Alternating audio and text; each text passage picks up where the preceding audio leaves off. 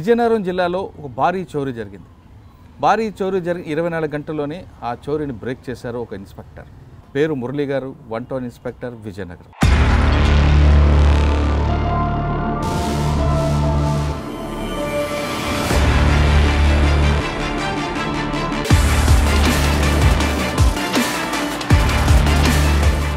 మాకు ట్రైనింగ్ అయిపోయిన తర్వాత మా ఫస్ట్ పోస్టింగ్ సీతానగరం అని చెప్పేసి బొబ్బిలి సర్కిల్లో Sitanagaram, that is my maiden police station. అదే సమయంలో నెడగల్ అనే విలేజ్లోని అప్పట్లో భారీ ఫైర్ యాక్సిడెంట్ జరిగి 19 మంది వరకు చనిపోవడం కూడా జరిగింది.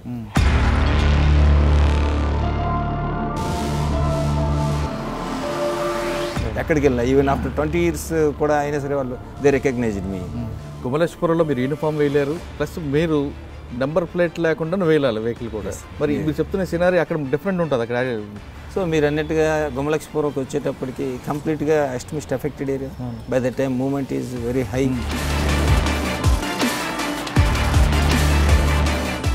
అప్పుడు సిఆర్పిఎఫ్ వాళ్ళు వ్యాన్ వస్తున్నప్పుడు కూడా సిఆర్పిఎఫ్ వ్యాన్ బ్లాస్ట్ చేశారు. సార్ జేఆర్పీలో కేసులు అవుతుంటాయి కానీ రికవరీ అనేది చాలా తక్కువ చూపిస్తాం. సార్ నాకు ఇక్కడ నేరం ఇక్కడ అయింది. ఏం చేసేవా అంటే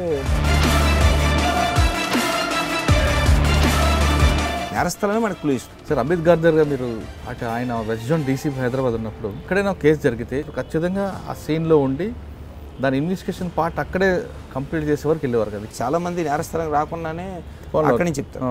వేరే కొంతమంది ఆఫీసర్స్ మాత్రం నేరస్థలంకి వచ్చి అక్కడ ఉన్న ఆఫీసర్స్ కూడా మారల్ సపోర్ట్ కావాలా, లేదా మెటీరియల్ సపోర్ట్ కావాలా, అదర్ కోఆర్డినేట్స్ కావాలనేది వెంటనే కొనుక్కొని చేస్తారు. ఒక స్క్రాప్ షాప్ అనేది మన వాళ్ళు హైదరాబాద్ వరకు ట్రేస్ చేసి పట్టుకోగలిగారు. ఒక టాటా ఏసీలో పట్టుకుని వెళ్ళిపోయారు. అప్పటి నుంచి ఒక టాటా ఏసీని ట్రేస్ చేస్తుంది దొరకలేదు. మాకు ఒకే ఒకరు అంటే ఒక టాటా ఏసీ వెళ్ళినట్టుగా ఎక్కడో దగ్గరలో ఉన్న టీవీఎస్ షోరూంలో పడింది. దాని నెంబర్ ఎక్కడ కూడా డిస్ప్లే కావట్లేదు.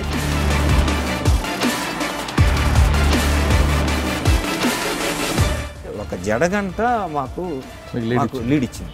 రవి జ్యువెల్స్ కేసు అవ్వగానే మీరు ఆల్రెడీ ఇందులో పండిపోయి ఉన్నారు. 8 kgs ఆఫ్ గోల్డ్ పోయిందనగానే ఒకసారి స్టేట్ ఫిగర్స్ కూడా రిఫ్లెక్ట్ అయిపోతుంది. అంతటి ప్రతిభావంతుడి అయిన తెలివైన నేరస్తుడి అయినా ఏదో ఒక చిన్న ఆధారమైన వదులుతాడు. కొద్ది రోజుల ముందు 10 days ముందు CMR and big shopping mall ఉంది. CMR and big shopping mall offence అది మరి టూరిస్ట్కి మన మూవీలో చూపించినట్టుగా ఉంది.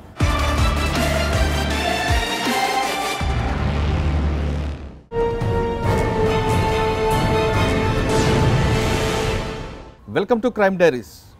విజయనగరం జిల్లాలో ఒక భారీ చోరీ జరిగింది. భారీ చోరీ జరిగి 24 గంటల్లోనే ఆ చోరీని బ్రేక్ చేశారు ఒక ఇన్స్పెక్టర్. దాదాపు ₹1 కోటి విలువైన బంగారాన్ని పట్టుకున్నారు. దాంతో విజయనగరం జిల్లా ఎస్పీతో పాటు విజయనగరం జిల్లాలో ఉన్న ఉన్నతాధికారులందరూ ఆ ఇన్స్పెక్టర్ గారికి అభినందనలు తెలిపారు. ఆయన team work, coordination work, human intelligence use చేయడంతో ఆ కేసు బ్రేక్ త్రూ వచ్చింది. ఆయనే ఈ వారం మన గెస్ట్. పేరు మురళి గారు, 1 టౌన్ ఇన్స్పెక్టర్, విజయనగరం. ఆ కేసు ఎలా జరిగింది, దానికి ఉన్న లీడ్స్ ఏంటి, ఇప్పుడు టెక్నాలజీ కాకుండా హ్యూమన్ ఇంటెలిజెన్స్ ఏ విధంగా ఉపయోగపడింది, కోఆర్డినేషన్ అంటే రెండు పక్క రాష్ట్రాలను పోలీసులతో కోఆర్డినేషన్ ఉంటే కేసులు ఎంత ఈజీగా మిస్టరీ బ్రేక్ అవుతున్న విషయాన్ని మురళి గారిని అడిగి తెలుసుకుంది. మురళి గారు నమస్తే అండి. నమస్తే సార్. మురళి గారు, భారీ చోరీ జరగడం అది సాధారణంగా ఉంటుంటాయి. అంటే భారీ చోరీ అంటే అక్కడ ఉంది కాబట్టి తీసుకెళ్ళాడు దొంగ, లేకపోతే వాడు ఏం చేయలేడు. దాంట్లో నెగ్లిజెన్సీ షాప్ ఒకటి కనిపిస్తుంది, లాకర్లో పెట్టకుండా. సరే, ఎనీహో ఇష్యూ జరిగింది. విజయనగరం అనగానే చాలామందికి ఒక మంచి ప్రశాంత్ ఏరియా, దాంతో పబ్లిక్ కూడా కొంచెం ప్యానిక్ అయ్యారు. అమ్మో, బంగారు షాప్లో ₹1 కోటి బంగారు ఎత్తుకెళ్ళారు అని. కానీ వాళ్ళ భయానికి వెంటనే మీరు 24 గంటల్లో కేసు బ్రేక్ త్రూ చేయడంతో వాళ్ళందరూ కూడా, ప్రజలందరూ పోలీస్ మీద ఇమేజ్ పెంచుకున్నారు. వాళ్ళు కూడా రిలాక్స్ అవుతారు. ఈ కేసులో చాలా టెక్నికల్గా వచ్చాడు, కొత్త అఫెండర్, ఒక ఓల్డ్ అఫెండర్ అయినా మీరు మీ టెక్నాలజీ ఏ విధంగా ఇవ్వచ్చు అంటే టెక్నాలజీ పర్పస్, నాకు టెక్నాలజీ అనేది నాకు ఎక్కడ చెప్పకపోయినా హ్యూమన్ ఇంటెలిజెన్స్ ఏ విధంగా యూజ్ అయింది, ఆ కేసుని ఏ విధంగా బ్రేక్ చేస్తారు. అంటే గతంలో ట్రెడిషనల్ క్రైమ్ ఉన్నప్పుడు ఒక ఎంఓ చూడగానే పోలీసులు ఐడెంటిఫై చేస్తారు, ఈ ఎంఓ పలానా అప్పారావు, సుబ్బారావు, XYZ అని. ఇక్కడ ఎంఓ బట్టి మీరు ఐడెంటిఫై చేశారా, లేదు ఆడకున్న టెక్నాలజీని ఐడెంటిఫై చేశారా, లేదు మీకున్న హ్యూమన్ ఇంటెలిజెన్స్ ద్వారా ఆ కేసు బ్రేక్ చేశారా? ఈ 3 విషయాలు చెప్పే ముందు ఒకసారి మురళి గారు ఫస్ట్ పోలీస్ డిపార్ట్మెంట్కి ఎప్పుడు జాయిన్ అయ్యారు, వచ్చిన తర్వాత ఇలాంటి కేసులు ఎన్ని చేశారు ఒకసారి చెప్పండి. నేను 1998 బ్యాచ్ సబ్ ఇన్స్పెక్టర్ అండి. ఫస్ట్ ఆఫ్ ఆల్ నేను ఈ డిస్ట్రిక్ట్కే మొట్టమొదటిగా అలాట్ కావడం జరిగింది. రేంజ్లో విజయనగరం, విశాఖపట్నం, శ్రీకాకుళం ఉంటాయి. అందులో బేసిక్గా నేను native of Visakhapatnam, rural Devarapalli కాబట్టి I have 2 options. One is Vizianagaram, second one is Srikakulam. Because native district may not work. So అందులో భాగంగా ఫార్చునేట్లీ 98లో ట్రైనింగ్ అయిన తర్వాత మై ఫస్ట్ ట్రైనీగా పార్వతీపురంలో ట్రైనీ ఎస్ఐ నేను. అప్పట్లో మా గురువుగారు బి మల్లేశ్వరరావు గారు, ఆయన ఇప్పుడు రిటైర్ అయ్యారు. సార్ అప్పుడు ఎస్పీ ఎవరు మీకు ఫస్ట్ ఎస్పీ? ఎస్, అప్పట్లో అమిత్ గార్గ్ గారు. ఎస్, అమిత్ గార్గ్ గారు ఈ రీసెంట్గా మనకి సిపిగా విశాఖపట్నం సిపిగా కూడా నేషనల్ పోలీస్ అకాడమీలో ఉన్నారు. ఎస్, పోలీస్ అకాడమీలో సార్ ఉన్నారు.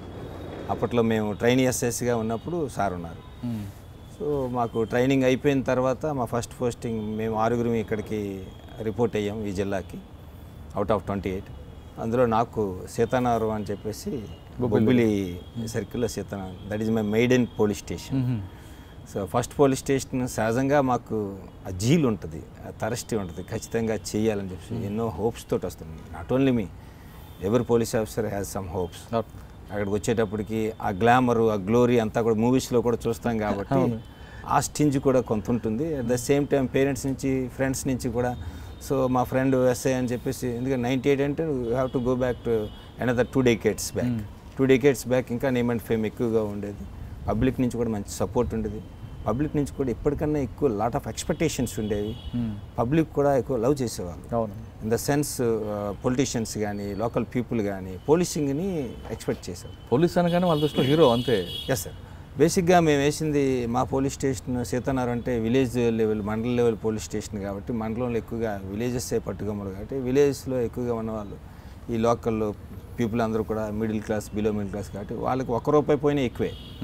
ఈరోజు మనం చెప్పుకోబోతున్నటువంటి క్రోర్స్ ఆఫ్ రూపీస్ ప్రాపర్టీ గురించి చెప్పినప్పుడు అట్ ద సేమ్ టైం ఆ పూర్ పీపుల్కి ₹1 పోయినా, 1 తులం పోయినా చాలా ఎక్కువ. కరెక్ట్, సైకిల్ పోయినా వాళ్ళు చాలా బాధపడతారు. చాలా ఎక్కువ. ఆ రోజుల్లో సైకిల్ కూడా వచ్చేవి. చాలా ఎక్కువ కష్టపడితేనే కానీ ప్రాపర్టీని సంపాదించాలి. ఆ ప్రాపర్టీ పోయినప్పుడు ఎక్కువ బాధపడేది. So that is my maiden police station sir Sitanagaram, వేరే వర్క్డ్ ఫర్ 2 years. నాకు చాలా హ్యాపీగా ఉండేది, ఎందుకంటే మిడ్ నైట్ కూడాను అప్పట్లో ఎక్కువగా ప్యాకెట్లు ఆడడం ఉండేది. మిడ్ నైట్ కూడా ఆటోల్లో వెళ్ళిపోయి, ఆ రోజుల్లో మొబైల్ ఫోన్స్ లేవు ఇంకా అప్పటికి, ఆటోల్లో వెళ్ళిపోయి తలపాక చుట్టుకొని లింగి కట్టుకొని. సో ఎందుకంటే మీకు ఇందాక ఇంట్రొడక్షన్ చూసినట్టుగా సో మేమంటూ వాటి ప్రూవ్ చేసుకోవాలని ఒకటి, అలాగే పోలీసింగ్ అనేది జీల్ ఉంటుంది కాబట్టి దాని మీద కొద్దిగా బేసిక్ పోలీసింగ్ అది కదండి. Yes sir, basic policing is in prevention of crime and maintenance of law and order. So ఏదైతే మనకి బ్యాడ్ వైసెస్ ఉన్నాయో దానికి సంబంధించి మనకి గేమింగ్ యాక్ట్ ఉంది. మిడ్ నైట్ అయినా సరే వెళ్ళిపోయేవాళ్ళం, ఆటోలో వెళ్ళిపోయి చాలా దూరం జానిమల వలస, గేదె వలస వెళ్ళేవాళ్ళం. సో అది మాకు బాగా జాబ్ సాటిస్ఫాక్షన్ ఇచ్చింది ఫస్ట్. అదే సమయంలో నెడగల్ అనే విలేజ్లోని అప్పట్లో భారీ ఫైర్ యాక్సిడెంట్ జరిగి 19 మంది వరకు చనిపోవడం కూడా జరిగింది ఫైర్ యాక్సిడెంట్లో. ఆ టైంలో సౌమ్య మిశ్రా గారు ఎస్పీగా ఉన్నప్పుడు కూడాను ఆమె కూడా ఫుల్ ఆఫ్ సపోర్ట్ ఇచ్చారు. మన పోలీస్ అందరూ కూడా వెళ్ళి ఎక్కడి నుంచి చాలామంది దాతల దగ్గర నుంచి బట్టలు, బియ్యము, యుటెన్సిల్స్ అన్నీ కూడా తీసుకొచ్చి వాళ్ళకి డిస్ట్రిబ్యూట్ చేయడం. అక్కడ ఒక జాబ్ సాటిస్ఫాక్షన్ అంటే పోలీస్ డిపార్ట్మెంట్కి జాబ్స్. ఎందుకంటే ఒక మనిషి కష్టంలో ఉండేటప్పుడు అందరూ కూడా కష్టం, ఒకరు ఉన్నప్పుడు అందరూ చేస్తారు, అందరూ కష్టం ఉండేటప్పుడు ఎవరు చేస్తారని చూస్తారు. ఆ టైంలో పోలీస్ డిపార్ట్మెంటు, రెవెన్యూ డిపార్ట్మెంటు అందరికన్నా పోలీస్ బాగా కోఆర్డినేట్ చేసి by that time unfortunately I'm the SH of Sitanagaram police. ఆ ఇన్సిడెంట్లో వెంటనే రియాక్ట్ అయినటువంటి తీరు అప్పట్లో ఎస్పీ గారు కానీ యూనిట్ ఆఫీసర్స్ అందరూ కూడా కోఆర్డినేట్ చేసింది. So very good relief to us. ఏదైతే జాబ్కి వచ్చామో పబ్లిక్ నుంచి మేము ఏదైతే ఎక్స్పెక్ట్ చేస్తున్నాం వాళ్ళకి మేము ఆ లెవెల్లో ఇచ్చినప్పుడు ఖచ్చితంగా దాని తాలూకు ఫ్రూట్స్ తిరిగి ఇస్తారు వాళ్ళు. ఎక్కడికి వెళ్ళినా ఈవెన్ ఆఫ్టర్ 20 years కూడా అయినా సరే వాళ్ళు దే రికగ్నైజ్డ్ మీ. సార్ అప్పట్లో మీరు బాగా చేశారు sir, means I didn't do work good. ఏదైతే ఉందో అదర్ ఆఫీసర్స్, సీనియర్ ఆఫీసర్స్ అందరూ కోఆర్డినేట్ చేసి. So that is my maiden police. Like wise I have worked in Bobbili and కొత్త వలస, in Srikakulam district Narsanpet. I worked as SI and I worked as inspector also. అచ్చా sir, Bobbili, Seethanagaram, పాత బొబ్బిలి ఆ ప్రాంతం ఎక్కువగా summer రాగానే మీరు చెప్తున్నట్టు గుడిసెలు, ఫైర్ యాక్సిడెంట్ ఎక్కువ ఎందుకు అవుతాయండి? సరే, అంటే ఇప్పుడు మనం మళ్ళీ again back to pavilion 10 years, 20 years, 30 yearsకి వెళ్తే అప్పుడు సినారియో వేరు, అప్పుడు స్ట్రక్చర్స్ వేరు. ఇప్పుడు మనకు ప్రతి దగ్గర కూడా గవర్నమెంట్స్ వస్తున్నాయి, బిల్లపోట్లని ఎవరైనా ఆ కచ్చా హౌసెస్ ఏదైతే ఉన్నాయో అప్పుడు థ్యాచ్డ్ హౌసెస్ ఉండేవి.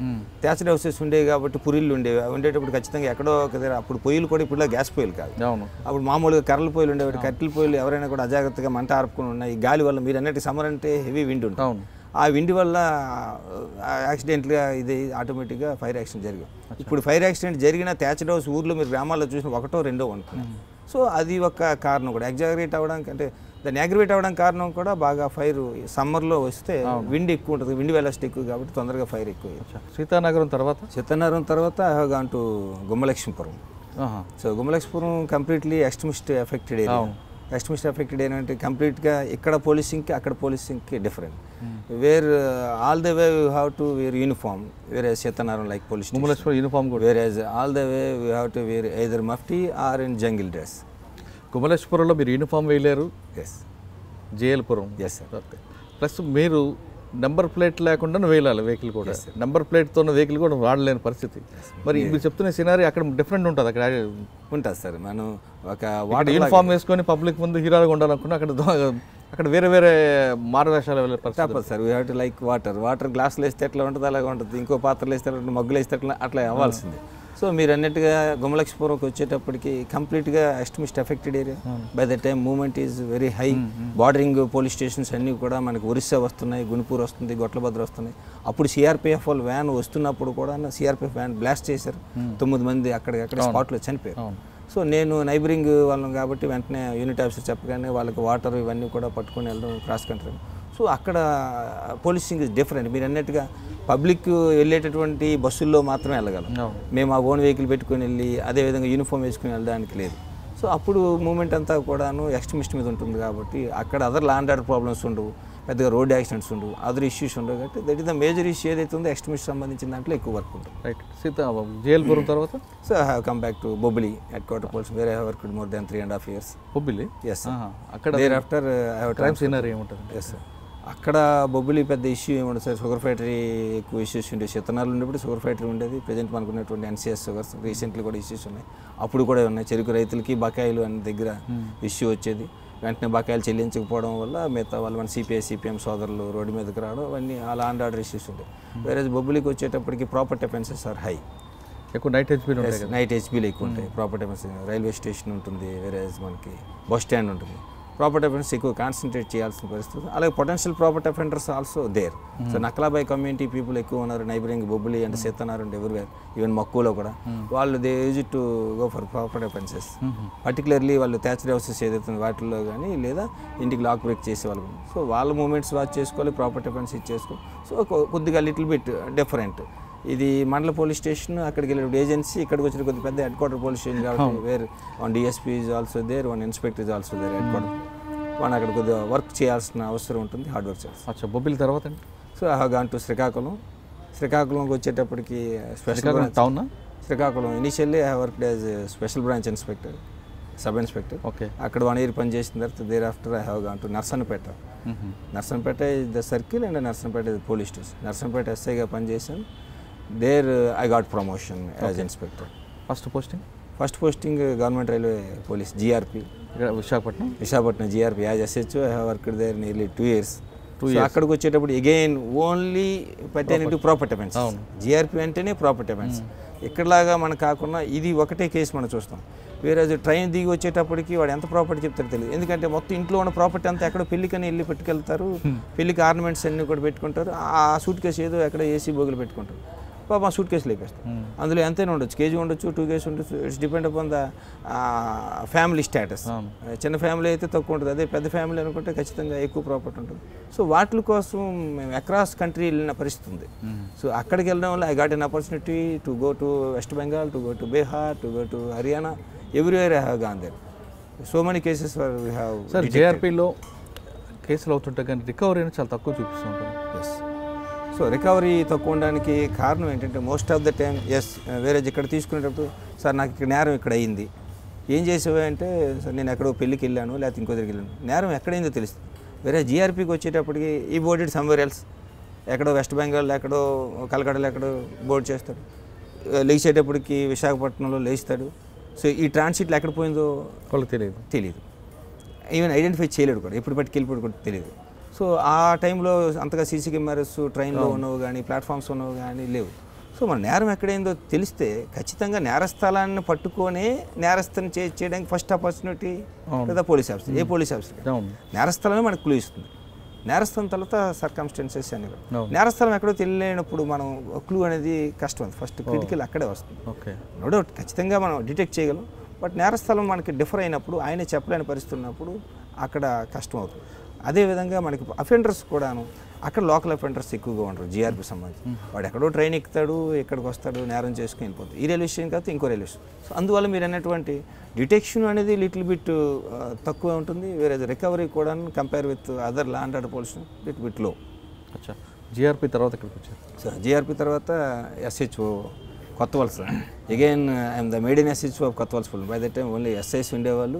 So I'm the first one after upgrading the police station as SHO. Sir, కొత్త వలసలో మీరు రాకముందు ఒక ఇష్యూ జరిగిందండి. ఒక అమ్మాయి కిడ్నాప్ అవుతుంది, మిస్సింగ్ అవుతుంది. ఆ అమ్మాయి కోసం కొత్త వలస పోలీసులు వెస్ట్ బెంగాల్ కూడా వెళ్ళారు. అవును.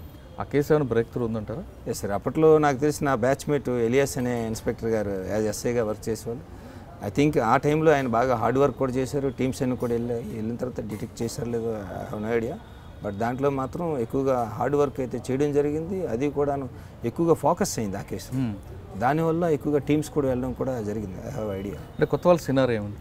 కొత్త వాళ్ళ సినారియో అనేది ఏంటంటే sir, it's very far away to the head quarter to Vizianagaram, but very near to Visakhapatnam and bordering to Visakhapatnam rural. So having Visakhapatnam rural bordering, having Visakhapatnam city bordering, and it's far away to Vijayanagaram. So and moreover adi Aruku velle route ki majjilo.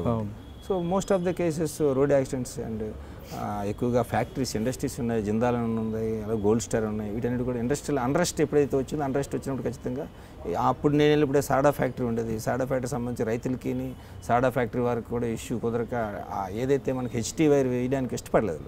So వాళ్ళతోటి మళ్ళీ ఇష్టపడిన negotiation జరిగి ఆ తర్వాత సాడా factory నా టైంలో open అయింది. So అక్కడ వచ్చే ఇండస్ట్రీస్ ఉన్నాయి, at the same time road accidents ఉంటాయి. ప్రాపర్టీ అవన్నీ also so high, property so high. So villages ఏదైతే ఉన్నాయి అన్నీ కూడా సిటీకి దగ్గరగా ఉన్నాయి కాబట్టి ల్యాండ్ ఇష్యూస్ ఎక్కువ. ల్యాండ్ రేట్స్ పెరుగుతున్న కొద్ది land issues, land mafias and forgery cases ఎక్కువ కాబట్టి సో దట్స్ డిఫరెంట్ సినారియా. కొత్త వాళ్ళ తర్వాత ఎక్కడికి వచ్చారు? Yes sir. కొత్త వాళ్ళ తర్వాత gone to Visakhapatnam city sir. Visakhapatnam సిటీలో ట్రైనింగ్ సెంటర్లో పనిచేశాను ఒక 1.5 year. తర్వాత ఎయిర్పోర్ట్ ఇమిగ్రేషన్లో పనిచేశాను. ఓకే. ఎయిర్పోర్ట్ ఇమిగ్రేషన్లో పనిచేసినప్పుడు మనకి ఇమిగ్రేషన్ సంబంధించి మనకి 5-6 ఫ్లైట్స్ ఉండేది. సింగపూర్ ఉండేది, దుబాయ్ ఉండేది, మలేషియా ఉండేది, ఎయిర్ శ్రీలంక ఉండేది. So airport immigration is different work. So regular policing కాకుండా ఇమిగ్రేషన్ అధికారులాగా మేము అక్కడ ఉద్యోగం చేయడం, passports verification, visa verification, travel documents అన్ని వెరిఫికేషన్. So good. సో ఎక్కడైనా మనం ఎవరైనా డిపోర్టీలు చూడడం కానీ, ఎల్ఓసీలు డిటెక్ట్ చేయడం కానీ అవన్నీ కూడా డిఫరెంట్గా ఉంటుంది. అంటే మీకు ఒక ఫ్లూయెంట్ ఇంగ్లీష్ రావడం కూడా అదొక ప్లస్ అయినట్లుంది. ఎస్. అంటే ఇప్పుడు necessity the mother of invention. తప్పదు, అవసరం అన్వేషణకి అమ్మలాడదు కాబట్టి అక్కడ మాట్లాడక తప్పదు. వెదర్ నేను మాట్లాడుతుంది ఫ్లూయెంట్ ఇంగ్లీషా, బట్లర్ ఇంగ్లీషా, లేకపోతే గ్రామటికల్ మిస్టేక్ ఉన్నా లేదు, నేను చెరువులో పడిపోయి ఈత కొట్టాల్సిందే. లైక్ వైజ్ అక్కడ ఇంగ్లీష్లోనే మాట్లాడాలి. ఇంగ్లీష్లో మాట్లాడి రెండోది ఏంటంటే అక్కడ మనం చూపించడానికి లేదు. అక్కడ ఎలా ఉంటుందంటే సరే పోలీసింగ్ అంతా కూడా. సో ఎయిర్పోర్ట్కి వచ్చేటప్పటికి రకరకాల డిగ్నిటరీస్ వస్తారు, ఎయిర్ అఫీషియల్స్ వస్తారు. ఒకవేళ మన అఫీషియల్ ఎవరైనా వచ్చినా, డిఐజీ గారు ఎవరు వచ్చినా, సార్ మై డిఐజీ సార్ వస్తున్నారు అంటే వాడు ఫస్ట్ ఏసీకి వచ్చిన వాట్ అంటాడు, సార్ మై డిఐజీ సార్ అంటే మన ఉద్దేశం కొద్దివే ఉంది. నెక్స్ట్ ఇమీడియట్గా అయినట్టు సో వాట్ అంటాడు. సో అక్కడికి వచ్చేటప్పుడు ఆ ఏరియా హైలీ సెన్సిటివ్. మన బాడీ లాంగ్వేజ్ దగ్గర నుంచి అన్నీ కూడా సో పొలైట్గా ఉండాలి. దానికోసం అని చెప్పేసి అప్పట్లో ఉన్న కమిషనర్ గారు కూడా మా అందరికీ కూడాను ఈ ఏదైతే సాఫ్ట్ స్కిల్స్ సంబంధించి ఒక ట్రైనర్ని తెప్పించి కూడా అందరికీ కూడా నేర్పించడం. ఎవరండి అప్పుడు కమిషనర్? అప్పుడు కూడా అమిత్ గారు సార్. అమిత్ గారు సార్ ఇక్కడ ఎస్ఐ గారు. Yes sir. అప్పుడు అమిత్ గారికి సార్ సాఫ్ట్ స్కిల్స్ అన్నీ కూడా ఎయిర్పోర్ట్ ఇట్ సెల్ఫే అక్కడ మాట్లాడి మా అందరికీ కూడా ఇంగ్లీష్లో మాట్లాడడం ఎట్లా, పొలైట్గా మాట్లాడడం ఎట్లా అని ఆయన చెప్పింది ఏంటంటే సివిలిటీ కాస్ట్ నథింగ్. మర్యాద చూపించడానికి ఖర్చు ఏం లేదు కదా. ఎస్ సార్, వెల్కమ్ సార్ అనడంలో మీకు పోయేదేముంది. సో అనండి, అట్లీస్ట్ ప్లీజింగ్ అవుతారు. ఈవెన్ ఫ్లైట్ వెళ్ళిపోతుందని మీకు ఇరిటేట్ అవుతాడు. ఆయన లేట్గా ఎవరు రమ్మన్నారు, బట్ మీరు అది చెప్పండి, సారీ సార్, ఎక్స్క్యూజ్ సార్ అని మీరు మాట్లాడండి అని చెప్పింది కూడా అక్కడే. సో ఎయిర్పోర్ట్ ఇమిగ్రేషన్ మనకి నేర్పేది ఏంటంటే డిఫరెంట్ వ్యక్తులతోటి మనం ఎట్లా ఉండాలి, అందులో హై ఫోకస్డ్ వ్యక్తులు వస్తారు, వాళ్ళందరితో కూడా ఎట్లా పొలైట్గా మాట్లాడాలి అనడం కుదరదు, అనడానికి లేదు. అలాగే మనం అదర్వైజ్ మనకి అదర్ కంట్రీస్ నుంచి వచ్చిన వాళ్ళు కూడా ఉంటారు. ఇమిగ్రేషన్ అంటే అదర్ కంట్రీస్ నుంచి వచ్చిన వాళ్ళు ఉంటారు కాబట్టి వాళ్ళ తాలూకా మనకి ఆ ఫ్లూయెన్సీని అందుకోలేము మనం, మనకి అర్థం కాదు. అది మనకి శ్రీలంక నుంచి వచ్చిన వాళ్ళు కూడా మనకి అర్థం కాదు. ఎందుకంటే అక్కడ బ్రాండెక్స్ కంపెనీ ఉంది, దానికి సంబంధించి స్పెషల్ ఫ్లైట్లో వస్తుండే వాళ్ళు కూడా. సో వాళ్ళు ఎవరైనా సరే మనకి డిపోర్టీస్ ఎవరైనా ఉన్నట్టయితే వాళ్ళని కూడా చాలా కూల్గా మనం డీల్ చేయాల్సి వస్తుంది, కన్సర్న్ అథారిటీస్ చెప్పాల్సి వస్తుంది. ఎక్కడైనా ఎల్ఓసి బ్లింక్ అయింది అనుకోండి సార్, ఒకవేళ he is required for other country or other state accused అనుకో వాళ్ళకి ఇన్ఫార్మ్ చేయాల్సి వస్తుంది నైట్. సో అవన్నీ కూడా కమ్యూనికేషన్ స్కిల్స్ ఉండాలి, పేషెన్సీ ఉండాలి, అట్ ద సేమ్ టైం మీరు అన్నట్టు బాడీ లాంగ్వేజ్ కూడా ఉండాలి. సార్ అమిత్ గార్దర్గా మీరు అటు ఆయన వెస్ట్ జోన్ డీసీపీ హైదరాబాద్ ఉన్నప్పుడు ఎక్కడైనా కేసు జరిగితే అది గ్రేవ్ కేసు అవనండి, 304A అవునండి, ఎక్కువగా గ్రేవ్ కేసులు అయితే మాత్రం ఖచ్చితంగా ఆ సీన్లో ఉండి దాని ఇన్వెస్టిగేషన్ పార్ట్ అక్కడే కంప్లీట్ చేసే వరకు వెళ్ళేవారు కదా, ఇక్కడ కూడా అదే చేశారని. అంతే సార్, యాజ్ ఎ సిపిగా వచ్చేటప్పటికి even most of the issues ఆయన డీల్ చేయాల్సి వస్తుంది, అడ్మినిస్ట్రేటివ్ ఇష్యూస్ చేయాల్సి వస్తుంది, అదర్ ఇష్యూస్ చేయాల్సి వస్తుంది. మీరు అనేది ఎగ్జాక్ట్లీ 100% కరెక్ట్. నేను ఆ తర్వాత సబ్సిక్వెంట్లీ నేను ఎయిర్పోర్ట్ ఇమిగ్రేషన్ తర్వాత I have posted at Pendurthi, అది కూడా అమిత్ గారి సార్ వేశారు. Pendurthi I have worked there for 2 years.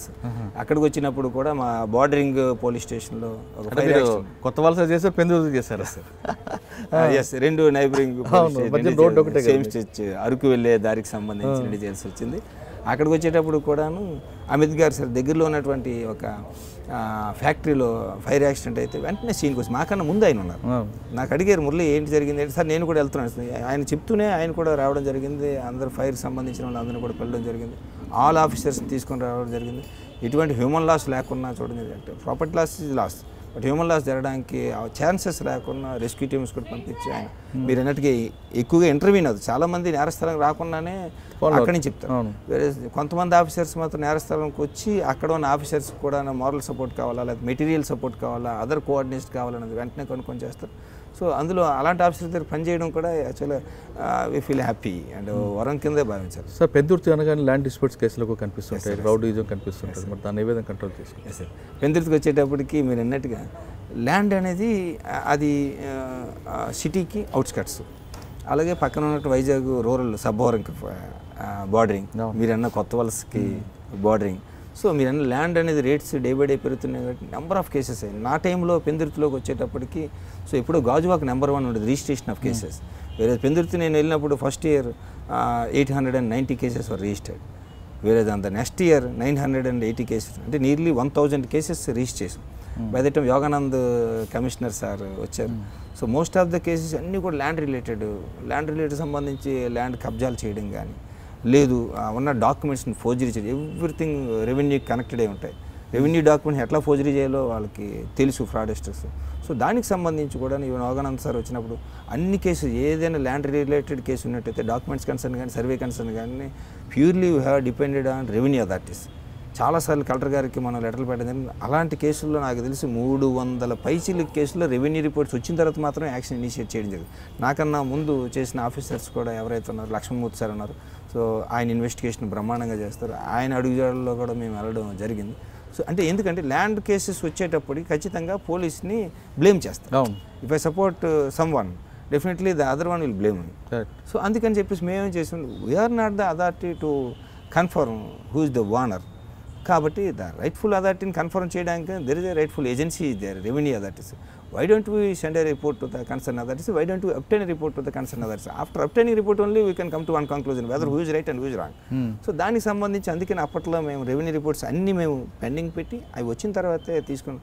మీరు అన్నట్టుగా అక్కడ ఎక్కువ కేసులన్నీ కూడా ల్యాండ్ రిలేటెడ్. ఎస్, ఎందుకంటే సిటీకి బార్డరింగ్ కాబట్టి where there is land there is issue. Immediate step Jagadamba దగ్గర there is no land, there is no issue. కాబట్టి ల్యాండ్ ఉన్న దగ్గర ఇష్యూ ఉంటుంది, దట్టు సిటీకి దగ్గరగా. సార్ మీరున్న టైంలోనే మీకన్నా ముందు ఒక కిడ్నాప్ అండ్ మర్డర్ అవుతుంది, ఆ బాడీని తీసుకొచ్చి పెందుర్తి పోలీస్ స్టేషన్ ఎదురుగా కొండల మీద దాచిపెట్టాడు. ఎస్ సార్, ఆఫ్టర్ నేను అక్కడి నుంచి వెళ్ళిపోయిన మీరు తర్వాత అది పడేశారు. ఒక బేబీ పడేసిన తర్వాత ఆ బేబీది ఒకటి ఉంది, మర్డర్ చేసింది ఒకటి ఉంది. ఆ తర్వాత వాళ్ళే తాగేసి ఇంకో దగ్గర గొడవ పడుతున్నప్పుడు ఒకరికొకరు గొడవ పడుతున్నప్పుడు ఆ విషయం లీక్ అయ్యి అది డిటెక్ట్ చేయడం జరిగింది మా నెక్స్ట్ ఆఫీసర్స్. పెందుర్తి తర్వాత ఎక్కడికి వచ్చి గాజువాక ట్రాఫిక్ వెళ్ళాం. అక్కడే మీ అనుభవం. So first white shirt job అనమాట. Apart from this uniform, that is my first uniform where Gajuwaka is very high density of vehicle movement, ఎందుకంటే గాజువాక్ వెళ్ళేటప్పుడు it's en route to Anakapalli సిటీకి ఎగ్జిట్ అయ్యేది. సో ఎవ్రీ టైం మనకి ట్రాఫిక్ జామ్ అవుతూనే ఉండేది. So అప్పట్లో కూడా మనకి ఎవరైతే యోగానంద్ గారు మున్సిపల్ అథారిటీస్కి సంబంధించి వాళ్ళని పట్టుకొని అక్కడన్నీ కూడా ఓల్డెస్ట్ బిల్డింగ్స్, ఇప్పుడన్నీ కొత్తగా స్ట్రక్చర్స్ వచ్చేసి ఎక్కడ కూడా సెల్లార్ లేదు. ఈవెన్ సెల్లార్ ఉన్న సందర్భంలో కూడా సెల్లార్ని వాళ్ళు వేరే వాళ్ళకి రెంట్కి ఇస్తారు. సెల్లార్లోకి మనం వెళ్తాం, షాప్కి వెళ్తే మనం వెహికల్ పెట్టాల్సింది సెల్లార్ ఇవ్వాలి అకామిడేట్స్. బట్ సెల్లార్ అంతా కూడా రెంట్కి ఇచ్చేస్తారు. అప్పుడు ఏమవుతుంది, రోడ్ని ఆక్యుపై చేస్తారు, రోడ్ యూజర్స్కి ఇబ్బందులు. సో దానికి సంబంధించి మున్సిపల్ అథారిటీస్తో కలిసి సెల్లార్ అన్నిటి కూడాను వాళ్ళందరికీ కూడా ఒక నోటీస్ ఇచ్చి వాటన్నింటినీ కూడా ఎవిక్షన్ కూడా చేయించిన సందర్భంలో గాజువాక ట్రాఫిక్ సంబంధించి మనం ఆలోచించాల్సి వస్తే విశాఖపట్నం సిటీలో అన్నిటికన్నా మోస్ట్ ఇంపార్టెంట్ ఈజ్ గాజువాక. అవును, ఎందుకంటే అన్ని ట్రైలర్స్, ఐలా అక్కడ ఉంది, ఇండస్ట్రియల్ ఎస్టేట్ అక్కడే ఉంది, పోర్ట్ అక్కడే ఉంది, అన్నీ కూడా హెవీ వెహికల్స్ వెళ్తుంటాయి. సిటీ ఎంట్రన్స్ కూడా అదే కదా, సిటీ ఎంట్రన్స్ కూడా అదే. చాలా సందర్భంలో చాలాసార్లు ఫైట్ చేశారు సిటీ ఎంట్రన్స్ సంబంధించి. ఈ పబ్లిక్ అందరూ ఉన్న వైపు కాకుండా వేరే వైపు ఈ పోర్టుకి సంబంధించిన ట్రైలర్స్ కానీ హెవీ వెహికల్స్ కానీ పంపించి ఏర్పాటు చేశారు. ఇంతవరకు కూడా అవ్వలేదు. సో దాన్ని సిటీని అవాయిడ్ చేస్తూ బైపాస్ రోడ్ ఇప్పుడు వస్తే అట్లీస్ట్ కొంత యాక్సిడెంట్స్ అనేవి రెడ్యూస్. అప్పట్లో ఏముందంటే 1 is too many, ఒక్కరు చనిపోయినా ఎక్కువ మంది చనిపోయినట్టు ఆ స్లోగన్ తెలియవాళ్ళం.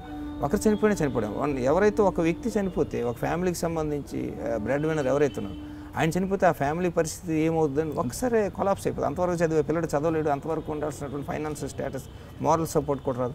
అందుకని ఆ విధంగా మాకందరికి అప్పుడున్న కమిషన్ ఒకటి అయినా 304 ఒకటి రోజు లెక్కలు వేసుకునేవాళ్ళు. లాస్ట్ ఇయర్తో పోల్చుకుంటే ఇప్పుడు కొద్ది తక్కువ. ఒక రోడ్ యాక్సిడెంట్ అయితే అంటే మీరు నవ్వుతారు చెప్తే, ఒక రోడ్ యాక్సిడెంట్ అయితే సహజంగా ఆ రోడ్ యాక్సిడెంట్ అయ్యి ఎవరైనా చనిపోతే బాధితులు ఏడుస్తారు, వాళ్ళకి సంబంధించినటువంటి బంధువులు స్నేహితులు అందరూ కూడా.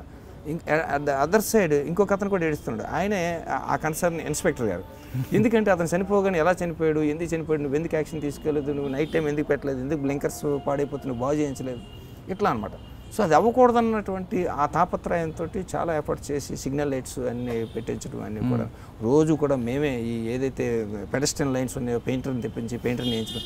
మా బండిలో రేడియం స్టిక్కర్ బండిలు ఉండేది, 6,000 రూపాయలు బండిలు ఉండేది, రెడ్ ఎల్లో గ్రీన్. వాటన్నిటికి కూడాను అప్పట్లో మాకు అక్కడ బాగా సపోర్ట్ చేసేటటువంటి స్టాపర్స్కి అన్నిటికీ కూడా పెళ్లి కూతురిని తయారు చేసాం. మీరు దూరం నుంచి వచ్చినట్టయితే అది దీపావళిలో ఎలాగైతే వెళ్తుంటే అట్లా, అదర్వైజ్ అదే హడ్డీలో అవుతుంది యాక్సిడెంట్. దాన్ని రోడ్డుకి అడ్డగా పెడుతున్నాం, దాన్ని బ్రైట్గా ఉండేది చూడడం, ఓహో ఇక్కడ స్లో అవ్వాలేమన్న కాన్సెప్ట్ రోడ్డు యూజర్కుంటాం. అది నేను చేయలేదు, బ్లాక్ స్మోక్ తోటి దాన్ని నీట్గా కడగలేదు, ఆటోమేటిక్గా అదే అడ్డీలో కనబడుతూ గుద్దేస్తాడు, యాక్సిడెంట్ అవుతుంది. So we are the causing persons అవుతాం అనమాట. అట్లా అవ్వకుండా ఉండడం కోసం అప్పట్లో బాగా ఎఫర్ట్స్ రోజు కడగడం. ఎస్, అప్పట్లో ఆఫీసర్స్ కూడా యూనిట్ ఆఫీసర్స్ కూడా కొందరికి ట్రాఫిక్ మీద ఇంట్రెస్ట్ ఉంటుంది, కొందరికి క్రైమ్. యాక్చువల్గా క్రైమ్ కన్నా ట్రాఫిక్కే ఇంపార్టెంట్, ఎందుకంటే 100% పబ్లిక్కి కావాల్సింది ట్రాఫిక్ పోలీసే. అవును, లాంటి ఆర్డర్ ఉంది, ఎవరు వస్తారు పోలీస్ స్టేషన్ చెప్పండి, ఎవరు నన్ను కొడితేనే తిడితేనే వస్తాను, లేదా ఇంట్లో బంగారం పోతే మీ ఇద్దరికి వస్తాను. కానీ రోడ్డు మీద కోసం ప్రతి పబ్లిక్కి ట్రాఫిక్ కావాలి కాబట్టి అసలు పోలీస్ ఇమేజ్ పెంచేదే ట్రాఫిక్ పోలీస్. విజిబుల్గా మేము ఉంటాం. మీరు ఎంత బాగా మాట్లాడితే పబ్లిక్లో ఇమేజ్ అంత పెరుగుతుంటుంది పోలీస్ మీద. రైట్ అండి, గాజువాక తర్వాత ఎక్కడికి వచ్చారు? గాజువాక తర్వాత ఎలక్షన్స్ వచ్చాయి. ఎలక్షన్స్ రావడంలో బికాజ్ ఆఫ్ నేటివ్ డిస్ట్రిక్ట్ కాబట్టి నేను మళ్ళీ అగైన్ గెట్ బ్యాక్ టు నర్సన్నపేటలో ఎస్ఐగా పనిచేశాను, అగైన్ నర్సన్నపేటలో సిఏగా పనిచేశాను. అక్కడ ఎలక్షన్స్ జరిగాయి కాబట్టి ఎలక్షన్స్ అయిపోయిన తర్వాత నాకు ఫ్యామిలీ విశాఖపట్నం, పిల్లలు చదువుకుంటున్నారు కాబట్టి మనం విశాఖపట్నం రావడానికి మళ్ళీ అటు. సో ఎలక్షన్స్ పీస్ఫుల్గా అక్కడ అయిపోయి. నర్సన్నపేట అనగానే మనకి జలుమూరు ఉంటుంది, పొలాక్ ఉంటుంది, అక్కడే మనకి శ్రీముఖలింగం ఉంటుంది. శ్రీముఖలింగం శివరాత్రికి చాలా పెద్ద యాత్ర, లాక్స్ ఆఫ్ పీపుల్ వస్తారు.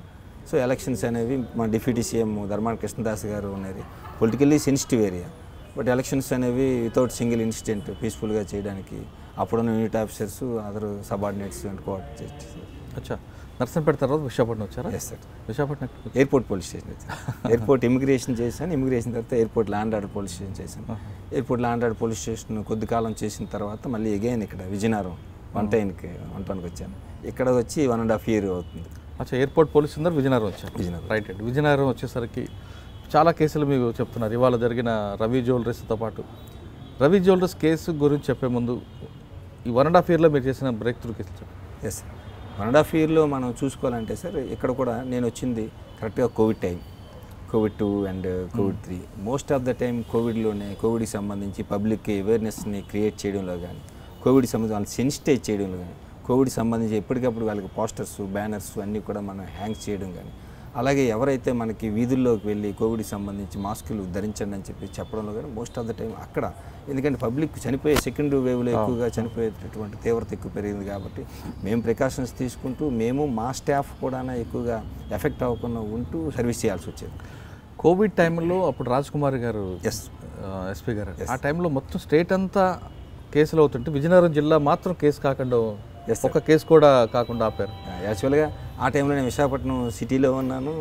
సిటీలో ఉండేటప్పుడు చూసేవాళ్ళని మీరు అడిగినట్టుగానే అన్నీ అయ్యాయి, విజయనగరంలో ఎట్లా రానుకోకుండా చేస్తున్నారు, వాట్ ఇస్ ద సీక్రెట్ అని చెప్పేసి.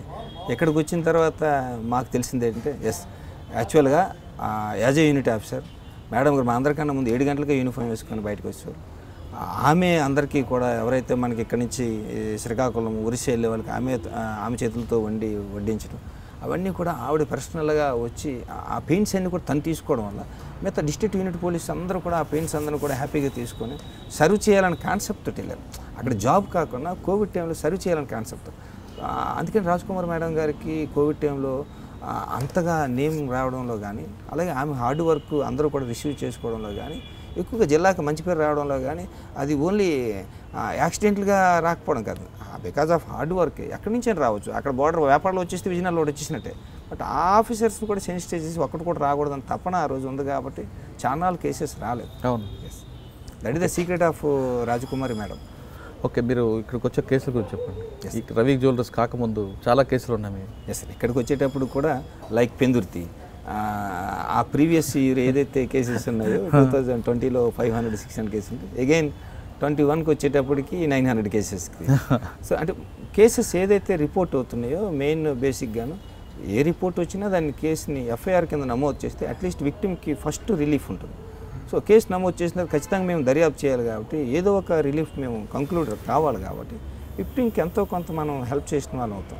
అసలు మనం ఎక్నాల్ చేయకుండా ఉన్నట్టయితే విక్టిమ్ తిరిగి కేసు కూడా నమోదు చేయకపోతే వాళ్ళతో వెళ్తే రికమెండ్ చేసిన అప్పుడు కేసు నమోదు చేసేకూడదు. So as and when you receive any report you're registering the case. Likewise మీరు కంపేరిటివ్లీ తీసుకున్నట్టయితే 2019 there are as many as 60 property offences. It includes 379 house breakings and whereas 20కి వచ్చేటప్పుడు again 60. 21 after assuming charge here 140 cases reported. అంటే మీరు అన్ని FIR receive చేస్తారు? Yes, even cycle పోయిన case నమోదు చేసి పెట్టి కేసులు అన్నీ కూడా చేస్తారు. గ్యాస్ సిలిండర్ పోయిన చేసిన చివరికి మాంసం కొట్టుకుని మాంసం దొంగపోయినా సరే కేసులు నమోదు చేసి ఎస్ మాంసం దొంగపోయింది అంటాడు. మనకి నవ్వుగా అనిపించిన ఆయనకి అదే కదా దొంగ ఖరీదు 15,000. కరెక్ట్, ఆయనకి అది ఆస్తి. అది సాయిబు గారు మటన్ కొట్టి మాంసం దొంగ 15,000. సో అఫెండర్ని ఎందుకు వదిలేయాలి? నేరం చేసిన ఎందుకు చిన్నదైనా సైకిల్ ఓకే, సైకిల్ అనేవాడు ఆ వాచ్మెన్కి అది ఎక్కువే. అలాగే ఆ సైకిల్ అనేది పాపం ఆ వాచ్మెన్ ఆ కొడుకు స్కూల్కి వెళ్తాడు అనుకున్నటువంటి 6,000 సైకిల్ ఆడికి ఎక్కువే. సో ఆ సైకిల్ని కూడా మనం కేసు నమోదు చేయడం జరిగింది. సో కేసు నమోదు చేయడం వల్ల అట్లీస్ట్ ఒకటి నేరస్తుని ఐడెంటిఫై చేస్తాం, 2 సైకిల్ నమోదు చేయడం వల్ల ఏ టైప్ ఆఫ్ నేరాలు జరుగుతున్నాయో మనకి ఒక అసెస్మెంట్ జరుగుతుంది. 3 అన్నిటికన్నా ఎక్కువగా మనం పనిచేసేదంతా కూడా ప్రజల కోసం కాబట్టి ఆయనకి ఎంతో కొంత రిలీఫ్ ఉంటుంది కాబట్టి సో కేసెస్ నమోదు. సార్, ఇప్పుడు మీరు మాంసం దుకాణంలో ఆ చెక్క తీసుకెళ్తే ఆ దొంగ అటువంటి కేసులు నమోదు చేస్తూ ఉన్నారు, చేశారా? చేస్తే ఒకవేళ రికవర్ అయిందా? రికవర్ అయింది. ఎలాగా? 3 కేసెస్. సో అవి కూడాను మాంసం దుకాణాలు ఒక్కడ పోతే మనం ఆలోచిస్తాం, 3 పోయి అని చెప్పారు. డిఫరెంట్ ప్లేసెస్ పోయినప్పుడు మాంసం ఆ దొంగ పట్టుకెళ్ళాలని చాలా బరువు కదా. ఆ దొంగ పట్టుకెళ్ళి చాలా బరువు అంటే తర్వాత మన పాత మేడం గారు ఉన్నప్పుడు కానీ ఇప్పుడు కానీ కమాండ్ అండ్ కంట్రోల్ సంబంధించి సీసీ క్యామ్స్ అనేవి అన్నీ కూడా ఎక్కడ పడితే అక్కడ ఉన్నాయి. ఎక్కడ దొరకకపోతే రూట్లో ఎక్కడో జరిగి కూడా వెళ్ళాలి కదా. అవును. సో ఏదో రూట్ నాడు ఎంచుకోవాలి. సో దాన్ని మా ఏదైతే క్రైమ్ టీమ్ ఉన్నాయి, క్రైమ్ ఎస్ఐస్ ఉన్నారో వాళ్ళు స్పెసిఫిక్గాను ఉన్న దగ్గరే కాకుండా దానికి ఎగ్జిట్ వేస్ ఏవైతే ఎగ్జిట్ వేస్లోకి వెళ్ళి చూడడం వల్ల ఎక్కడో ఒక దగ్గర మనకి ఇక్కడ ఐస్ ఫ్యాక్టరీ జంక్షన్ దగ్గర ఆ దొంగ బండి మీద పెట్టుకుని వెళ్ళిపోతున్నారు. సో బండి నెంబర్ ట్రేస్ అయింది, దాని ద్వారా అక్కడి నుంచి అట్లా మళ్ళీ ఆ 3 కేసులు డిటెక్ట్ చేయడం జరిగింది. వాళ్ళకి ఆ ప్రాపర్టీ కూడా మాంసం దొంగలు కూడా ఇవ్వడం జరిగింది. అంటే మీకు ఎందుకు చెప్పండి, చిన్న కేసు అని కూడా వదలలేదండి. మీరు 100% కరెక్ట్. ఆయన దృష్టిలో అది ఆస్తి. అది ఒక చిన్న హోటల్ వాడికి గ్యాస్ సిలిండర్ కష్టమే, బట్ గ్యాస్ సిలిండర్ కూడా నమోదు చేయడం జరిగింది. ఈవెన్ ఆటోలో ఉన్నవాడు చిన్న డెక్ పోయినా కూడా కష్టమే, బ్యాటరీ పోయినా కూడా కష్టమే. పాపం అదేదో ఫైనాన్స్ మీద తీసుకుంటాడు, ఆ బ్యాటరీ కూడా మనం కేసు రిజిస్టర్ చేసేవాళ్ళం. అంటే కేసు రిజిస్టర్ చేయడం వేరండి, దాన్ని ప్యాషన్గా తీసుకొని చేయడం అనేది ఇంట్రెస్ట్ అండి. ఇప్పుడు మీ టీం అనేది ఒక ప్యాషన్గా తీసుకున్నారు. అంటే బంగారం షాప్లో బంగారం వాడికి ఎంత ఎక్కువ, మటన్ షాప్లో మటన్ కూడా అంతే రేటు, ఆయనకి అదే ఎక్కువ. అది ఎక్కువ కాబట్టి మనం రూల్ ఆఫ్ లా కరెక్ట్గా ఇంప్లిమెంట్ అవ్వాలంటే ఈ బంగారం షాపుని ఎలాగే చూడాలి, మటన్ షాపుని ఎలాగే చూడాలి. అది బంగారం షాపు వాడికి అది ఎక్కువ, బాగా పెద్దవాడికి అది ఎక్కువ. అది ఎంత చెట్టుకి అంతే కాదు కదా. రైట్ అండి. మటన్ షాప్తో ఇంకా నెక్స్ట్ ఏం కేసులు అంటే ఆ విధంగా మనం తీసుకున్నట్టయితే మనం 2021 మై ఫస్ట్ ఇయర్లో 70% డిటెక్షన్, 70% రికవరీ మెయింటైన్. సార్, ఇప్పుడు ఇంకొక క్వశ్చన్ అండి. 60 ఎఫ్ఐఆర్ 60 ఉండి 160 తీసుకొచ్చారు. మరి సీనియర్ ఆఫీసర్లు ఎవరు కూడా ఏంటి నీ దగ్గర ఏం జరుగుతుంది అని? ఎస్, మనం ఒక యాంగిల్లో చూసుకుంటే it's a failure of the SHO to prevent the crime. అవును. వేరే law and order issues number of body offence అవుతున్నాయి కొంచెం is failed in maintaining law and order. But property అఫెన్స్లకు వచ్చేటప్పటికి ప్రాపర్టీ అఫెన్స్ ఎక్కువ అవుతున్నాయంటే ఒక యాంగిల్లో చూసుకుంటే ఫెయిల్ అయ్యామని చెప్పాలి. వేరే యాంగిల్లో చూసుకుంటే we are not working the crime, we are registering very freely. ఎందుకు రిజిస్టర్ చేస్తున్నాం అంటే కేసు నమోదైన దాన్ని మనం ప్రివెంట్ చేయాలి. ప్రివెంట్ చేయలేని పరిస్థితుల్లో అట్లీస్ట్ దాన్ని రిజిస్టర్ చేసి డిటెక్ట్ చేయాలి. సో దాన్ని ప్యాషన్గా తీసుకోండి. That's why all the 2 years we have maintained 70% detection and 70% recovery. So recovery percent is also important. మనకి వేరే మనకి అదర్ స్టేట్స్కి వెళ్ళినట్టయితే detection is 100%, recovery 0%. They follow CrPC. But మన ఎక్కడికి వచ్చే విక్టిమ్ రిలీఫ్ అనేది ఉండాలి కదా. మీ కేసు నమోదు చేసిన తర్వాత మీ నగదు ఎంతో కొంత మీకు ఇవ్వగలిగినప్పుడు ఎంతో కొంత మీకు రిలీఫ్. మీ కేసు నమోదు చేసి నేరస్తుని పట్టుకున్నాం కరెక్టే, మీరు రికవరీ ఇవ్వకపోతే మీకేం రిలీఫ్? అవును. సో ఆ ఆస్పెక్ట్లో తీసుకొని ఆఫీసర్స్ అండ్ టీమ్ కూడా ఎక్కువగా ఇంట్రెస్టెడ్గా ఉండేవాళ్ళు కాబట్టి డిటెక్షన్ రికవరీ చూపిస్తారు. సార్ మీరు 160 కేసులు, అందులో బాగా గుర్తుండిపోయిన కేసు చెప్పండి. బాగా గుర్తుండిపోయిన కేసులు అంటే చాలా కేసులు ఉంటాయి. ఒక మర్డర్ కేసు ఉంది, వితిన్ 3 daysలో మర్డర్ కేసుని డిటెక్ట్ చేయడం ఇక్కడే గంజిపేట అని చెప్పి. ముసలాంని మర్డర్ లేదు సార్, గంజిపేటలో మర్డర్ కేసు. ఒక యంగ్ బాయ్ వేరే అమ్మాయిని లవ్ చేసి, సేమ్ కమ్యూనిటీ పర్సన్సే వేరే అమ్మాయిని లవ్ చేశాడు. వేరే అమ్మాయిని లవ్ చేసిన తర్వాత మనకు వచ్చి రిపోర్ట్ వచ్చేటప్పటికి ఆ స్ట్రీట్ వేలో చనిపోయి ఉన్నాడు లగేజ్ మార్క్తో. Someone hanged him. But hang చేసిన ప్లేస్ నుంచి వేరే దూరం తీసుకొచ్చి పడేశారు. సో దానికి సంబంధించిన మూలాలు ఎవరు, లవ్ ఎఫర్ ఏంటి, అంత ముందు రోజు ఎవరు ఉన్నారు, అన్నీ కూడా మనం తీసుకోగలిగి మనం ఎవరైతే ఆ అమ్మాయి పేరెంట్స్ ఉన్నారో పేరెంట్స్ని మనం తరువుగా ఇంటరాగేట్ చేయడం వల్ల, మనకున్నటువంటి ఇన్పుట్స్తో వాళ్ళని ఇంటరాగేట్ చేయడం వల్ల వాళ్ళు బ్రేక్ అవ్వడం జరిగింది. అట్ ద సేమ్ టైం వాళ్ళు ఎక్కడి నుంచి అయితే హ్యాంగ్ చేశారో అవన్నీ కూడా ప్రాపర్టీ అంతా కూడా మనం. ఎందుకంటే అమ్మాయిని కూతురు ప్రేమిస్తున్నాడు. ఎస్, అమ్మాయిని ప్రేమిస్తున్నాడు. రెండోది ఏంటంటే అమ్మాయిని ఎక్కడ పడితే అక్కడ ఎంటర్ పడుతుంది. వీళ్ళకి ఇష్టం లేదు, ఎవరికైతే పేరెంట్స్కి ఇష్టం లేదు కదా. పెద్ద వాళ్ళకి దానివల్ల ఏం సాధించారు కూతురుకు? అవును, సాధించారు అంటే మనకి ఎవరైనా సరే ఒక అమ్మాయిని, ఎవరికైనా ఎవరి పిల్ల వాళ్ళకి ముద్దు, ఆ అమ్మాయిని ఒక కొద్దిగా ప్రతిభావంతుడికి ఇవ్వాలని. కరెక్టే. కానీ ఇక్కడ వచ్చేసరికి మర్డర్ చేసి జైలుకి వెళ్ళారు కదా. ఎస్, మర్డర్ చేసి జైలుకి వెళ్ళాడంటే వీళ్ళని అంత ఫ్రస్ట్రేషన్ తీసుకెళ్లాల్సిన పరిస్థితి వచ్చింది. ఫ్రస్ట్రేషన్ అంటే ఆ ఫ్యామిలీ మెంబర్స్ అవమానపడే విధంగా అమ్మాయితోటి తిరగడం ఇవన్నీ చేయడం వల్ల they fed up with him. So negotiation చేశారు, నెగోషియేషన్స్ అయిపోయి ఈవెన్ డ్రంకన్ స్టేట్లో వచ్చి మిడ్ నైట్ అని ఇంకోటి నైట్ అని చెప్పేసి ఈవెన్ పెళ్ళైన అమ్మాయి దగ్గరికి వెళ్ళినా పర్లేదు, అతను హస్బెండ్ అయితే. వేరే పెళ్ళికైన అమ్మాయి దగ్గరికి వచ్చి అతను యాజ్ హస్బెండ్ లాగా బిహేవ్ చేస్తుంటే వీళ్ళు తట్టుకోలేకపోయారు. So at last they have decided. ఇంకా నెక్స్ట్ కేసు. ఎస్ సార్, ఈ ప్రాపర్టీ అఫెన్సెస్ కన్సర్న్కి వచ్చినట్టు మోస్ట్ ఆఫ్ ద కాన్సన్ట్రేషన్ ఎప్పుడు కూడా ప్రాపర్టీ అఫెన్స్లే. ఎవరికైనా డబ్బు పోతే అది వచ్చిందో రాలేదని 10 సార్లు తిరుగుతుంటాం. సో దానికి ఎందుకు మీరు అన్నట్టు సిటీ వరకు వచ్చేటప్పుడు ఇక్కడ where there is no land issues, where there is buildings there is a property. So property offences ఖచ్చితంగా ఉంటాయి కాబట్టి ఇక్కడ ఎక్కువ మోటార్ వెహికల్స్ ఎక్కువ పోతుంటాయి. అలాగే హెచ్బీలు ఎక్కువ పోతుంటాయి. ఒక స్క్రాప్ షాప్ అనేది మన వాళ్ళు హైదరాబాద్ వరకు ట్రేస్ చేసి పట్టుకోగలిగారు. ఒక స్క్రాప్ షాప్ సంబంధించి సీసీ కెమెరాస్ ఉన్నాయి, అన్నీ ఉన్నాయి. అక్కడికి వచ్చిన తర్వాత వాచ్మ్యాన్ పెట్టుకున్నారు. వాచ్మ్యాన్ కూడా థ్రెటన్ చేసి మాస్కులు వేసుకుంటారు. ఎందుకంటే ఇప్పుడున్న మాస్కుల వల్ల ఉన్నటువంటి నేరస్తులు పెద్ద ఉపయోగం అంటే అందరూ మాస్కులు వేస్తారు కాబట్టి నో వన్ డౌటెడ్ హిమ్. వేరే ఎర్లియర్ మాస్క్ వేసిన ఈడెంటర్ కొత్తగా మాస్క్ వేసారు. ఇప్పుడు ఇది ఒక బెనిఫిట్. ఇంకొద్ది పెద్ద మాస్క్ వేసుకుంటారు. సీసీ కెమెరాలు ఉన్నా సరే అట్లీస్ట్ ఐబ్రోస్ తప్ప ఇంకేం కనబడదు. సో ఒకసారి వాడు పట్టుకొని వెళ్ళిపోయాడు. ప్రాపర్టీ అంతా కూడాను రాగి వైర్ అంతా కూడా బాగా కాస్ట్. ఒక టాటా ఏసీలో పట్టుకొని వెళ్ళిపోయాడు. అప్పటి నుంచి కూడా టాటా ఏసీని ట్రేస్ చేస్తుంది, దొరకలేదు. అది ఇన్వెస్టిగేషన్లో ఉండగానే ఎగైన్ మళ్ళీ ఆఫ్టర్ ల్యాప్స్ ఆఫ్ 4 months వచ్చాడు. మళ్ళీ ఎగైన్ స్క్రాప్ షాప్ ఓనర్ని బెదిరించాడు, కట్లు కట్టేసాడు, అన్ని కట్టేసి ప్రాపర్టీ అంతా కూడా పట్టుకెళ్ళాడు. మాకున్నది ఒకే ఒక క్లూ అంటే ఒక టాటా ఏసీ వెళ్ళినట్టుగా ఎక్కడో దగ్గరలో ఉన్న టీవీఎస్ షోరూంలో పడింది. దాని నెంబర్ ఎక్కడో కూడా డిస్ప్లే కావట్లేదు. దానివల్ల ట్రై చేయాలంటే మనకున్నది కూడా ఒక్కొక్క ఈ ఫుటేజ్ డేటా తాలూకా టైం లిమిట్. ఒక ఫుటేజ్ డేటా 3 months ఉంటుంది, ఒక ఫుటేజ్ డేటా 3 days ఉంటుంది, ఒక ఫుటేజ్ డేటా లైవే ఉంటుంది కానీ రికార్డింగ్ కాదు. సో దాన్ని పట్టుకొని మేము ఒక దగ్గర కెమెరా కూడా పనిచేయదు. ఎందుకంటే పవర్ ఆపేస్తుంటాడు, నైట్ టైం పవర్ కన్జంప్షన్ అవుతుంది, ఆపేస్తుంటాడు, దానివల్ల మనకు.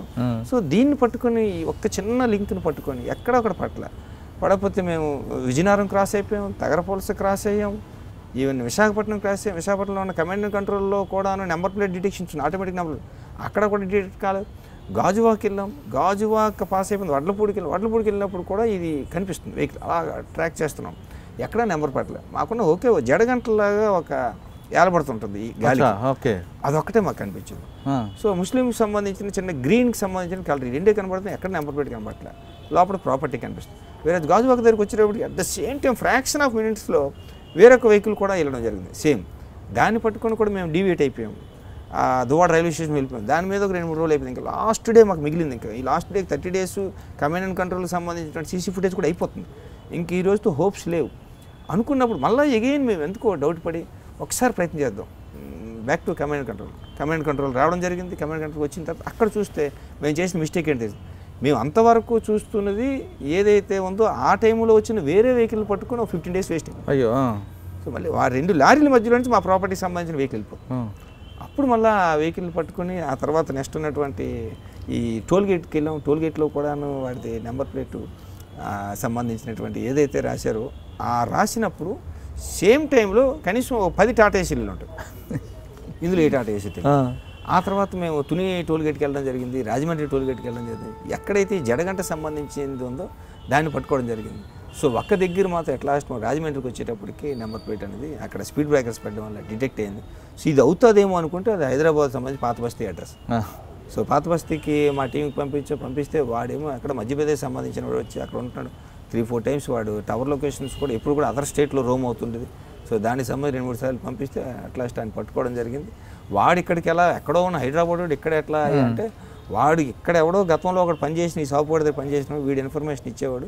ఇస్తే వాడు ఇక్కడికి వచ్చి ఈ నేరం చేసుకుని వీడికి కొంత ప్రాపర్టీ ఇచ్చేసి పట్టుకుని వెళ్ళిపోతుంది. అంటే ఒక జడగంట మాకు ప్రాపర్టీ ఏదో అనండి, ఒక జడగంట మాకు లీడ్ ఇచ్చింది. ఎక్కడా కూడా మనకి నెంబర్ ప్లేట్ కావట్లే, ఫుటేజ్ వెళ్ళిపోతుంది. అంతకుమించి మాకు ఫోన్ నెంబర్ కూడా లేదు, ఏమీ తెలియదు, ఐడెంటిఫికేషన్ లేదు, మాస్క్ పెట్టేసాడు, ఈవెన్ సీసీ కెమెరాలు. సో దాన్ని హైదరాబాద్ వరకు వెళ్ళి చేయడంలో జాబ్ సాటిస్ఫాక్షన్. అంటే మీ టీం అంతా చేసుకొచ్చిందండి? ఎస్, టీం అంటే దీనికి ఎక్స్పెండిచర్ అంటే మాకు బస్ వారెంట్లు, రైల్వే వారెంట్లు ఉంటాయి కాబట్టి అఫీషియల్గా బస్ వారెంట్లు, రైల్వే వారెంట్లు యూజ్ చేసుకునే వెళ్ళేవాళ్ళం. సమ్ టైమ్స్ ఎక్స్పెండిచర్ అనేది మరి ఓన్ ఎక్స్పెండిచర్. ఇన్వెస్టిగేషన్ ఛార్జెస్ అంటూ మాకు ఇస్తారు కాబట్టి ఆ మంత్లో ఇచ్చి ఇన్వెస్టిగేషన్ ఛార్జెస్. ఇది కాకుండా ఇంకా ఇది కాకుండా మనం చూసుకోవాలంటే ఒక 10 lakhs రూపీస్ ఒక షాపు ఓనర్ షాప్ క్లోజ్ చేశాడు. బైక్ మీద వస్తున్నాడు. బైక్ మీద వచ్చిన తర్వాత ఆ బైక్ అలా పాస్ అయిపోతున్నప్పుడు ఫోన్ వచ్చింది ఆయనకి. ఫోన్ వచ్చినప్పుడు బండి పక్కన పెట్టాడు. బండి పక్కన పెట్టి ఫోన్ మాట్లాడుతున్నాడు. ఫోను మాట్లాడుతున్నప్పుడు మాట్లాడుతూ వెళ్ళిపోయాడు ఆయన. ఆయన ఇంటికి వెళ్ళిపోయిన తర్వాత రైల్వే స్టేషన్ దగ్గర ఇంటికి వెళ్ళిపోయిన తర్వాత చూసుకున్నాడు. ఏదైతే 10 లక్షల రూపాయలు ఉన్న పాలిథిన్ కవర్లో పెట్టి హ్యాండిల్కి పెట్టాడు. హ్యాండిల్కి పెట్టిన తర్వాత అదేమైంది, అక్కడికి వెళ్ళి మళ్ళీ వెనక్కి రావడం మొదలు. వెనక్కి వచ్చిన తర్వాత ఎక్కడ కూడా దొరకలే. మన దగ్గరికి వెంటనే వచ్చిన తర్వాత ఆయన ఎక్కడైతే స్టార్ట్ అయ్యాడో from back end and front end ఎక్కడైతే స్టార్ట్ అయింది నుంచి ఏమో 10 లక్షల రూపాయలు ఆయనకి ఏదో అప్పులు ఉన్నాయేమో చెప్తున్నాడు. సహజంగా నెగిటివ్ కార్నర్లు కూడా మనం థింక్ చేస్తాం. అది ఎందుకు 10 లక్షల రూపాయలు హ్యాండిల్ పెట్టడం ఏంటి, ఏదో పాల ప్యాకెట్లు పెట్టినట్టు డౌట్ వస్తుంది. సో ఆ డౌట్ మీద యాక్చువల్గా ఆయన మనం ఇచ్చేయడం జరిగింది. 10 లక్షల రూపాయలు తీసుకుని వెళ్ళాడు, ఆ బ్యాగ్తో పడిపోయి మీరు ఆయన మీద ఫస్ట్ డౌట్ వస్తుంది. యాక్చువల్గా ఇతను తీసుకొచ్చాడా లేదా అని చూసుకుని ముందు డౌట్ వచ్చిందా? Confirmed that he has taken amount. We don't know whether it 10 lakhs or 5 lakhs మాకు తెలియదు, but he has taken amount. So అది పట్టుకొని వస్తున్నాడు. అక్కడ పాన్ షాప్ దగ్గర మాట్లాడాడు. పాన్ షాప్ దగ్గర మాట్లాడిన తర్వాత మనం అది ఎలిమినేట్ చేసుకున్నాం. ఎస్, అది మామూలు కాజువల్ మీటే. సబ్సిడీ ఎన్ రూట్కి వచ్చినప్పుడు కూడా ఇది కూడా with the police efforts and మహిళా పోలీస్ వీళ్ళిద్దరి వల్ల మనకి టెంపుల్స్లో అఫెన్స్ రామతీర్థాలు అయిన తర్వాత ప్రతి టెంపుల్స్లో కూడా సీసీ కెమెరాస్ మనం ఇన్సిస్ట్ చేసాం. ఈ అంబాభవాని టెంపుల్ కాకుండా ఇక్కడ దుర్గా తల్లి టెంపుల్ ఒకటి ఉంటుంది.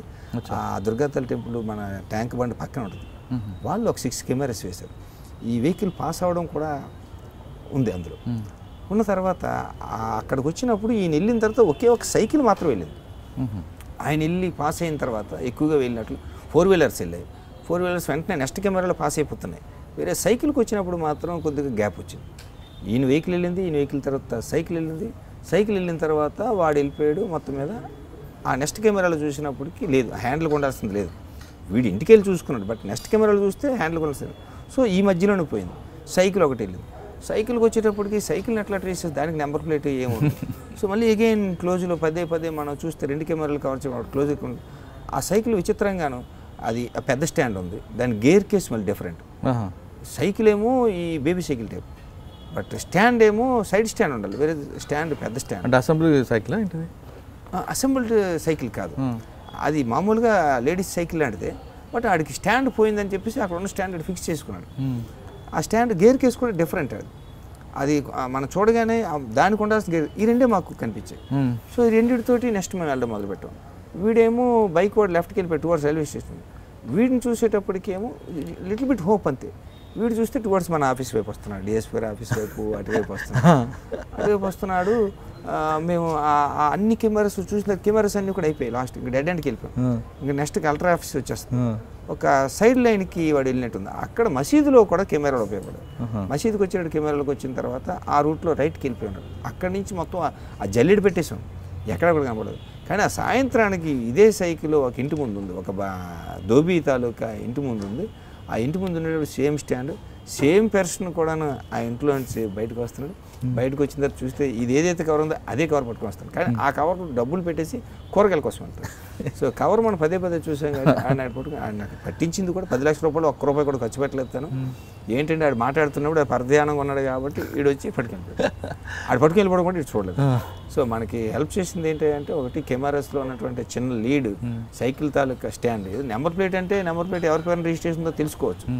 సైకిల్ సంబంధించి చెప్పిన రెండే కాకుండా ప్యాషన్, అంటే అది ఇంట్రెస్ట్. మనం ఎంత ఇన్వెస్ట్ చేస్తే అంత డెప్త్ వెళ్ళగలం, అంత దగ్గరికి వెళ్ళగలం. మరి 10 లక్షల రూపాయలు ఖర్చు పెట్టకుండా ఆయన ఏం చేస్తున్నాడు అంటే మనం వితిన్ నో టైం వెళ్ళాం కదా. మనం ఎప్పుడైతే చెప్పాడో వితిన్ నో టైం వెళ్ళాం కాబట్టి డబ్బులు పెట్టాడు, 10 lakhs పెట్టాడు. 10 lakhs కూడా ఇంట్లో పెట్టుకున్నాడు. వాడికి ఇంకా ఐడియాస్ రాలేదు ఎట్లా దాన్ని కవర్ తీసుకుని బయటకు వచ్చాడు.